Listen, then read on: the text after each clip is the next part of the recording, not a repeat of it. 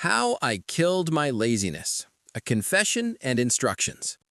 You probably have a goal, studying for exams, finding a job, or going to the gym. You know it will make your life better, but you just don't have the energy. You tell yourself, I'll start tomorrow. I'll just scroll through my feed for 5 minutes and then I'll definitely get to work. But that later never happens. I know this state because I used to be exactly like that. But I learned one thing that cured me of laziness forever. Now, I physically can't be lazy. I just can't do it.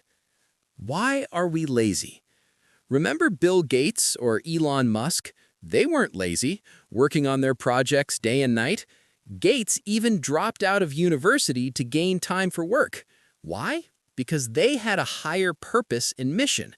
If you're not doing something, it means your brain simply doesn't need it enough. I used to think, why don't I make videos for my YouTube channel? I guess I don't want to. But that's a trap. The brain simply doesn't see the value in this activity. It only sees pain. You have to learn editing, find clients, exert yourself, and the results aren't guaranteed. But scrolling through your feed is an instant, effortless dopamine rush. For the brain, scrolling through TikTok is more beneficial than working toward the future. A thought experiment that changes everything. Imagine you were given one summer to become who you want to be. If by the end of the summer you haven't achieved it, your life will end on September 1st. Would you manage? I'm sure 95% of people would even exceed their plan. In real life, we're held back by our comfort zones. You have food, a roof over your head, and the internet. Your brain is already doing just fine. It doesn't see any threat to survival, so it switches on laziness. Poor kids often achieve more success than rich kids, simply because they have no choice. They either take action or starve.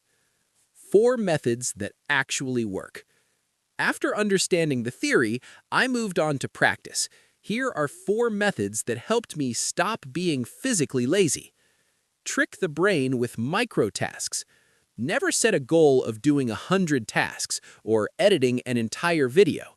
This scares the brain. Tell yourself, I'll solve just 3 tasks, or I'll edit exactly 30 seconds. If I don't like it, I'll quit. The secret is that the hardest part is getting started. That's 60% of the pain. Once you start these 3 tasks, you'll get excited and will most likely do everything else. The boredom method. Discipline. Set aside an hour for work. The rule is this. In this hour, you can either do something or nothing. Nothing at all. You can't take your phone, you can't sleep, you can only sit and stare at the wall. Trust me, after 15 minutes of sitting in front of the wall, your brain will howl with boredom, and work will seem like the most fun thing in the world. That's what I do. Either work or the wall. Loss of interest in consumption. I watched so much content that I became bored. I realized I'd seen everything.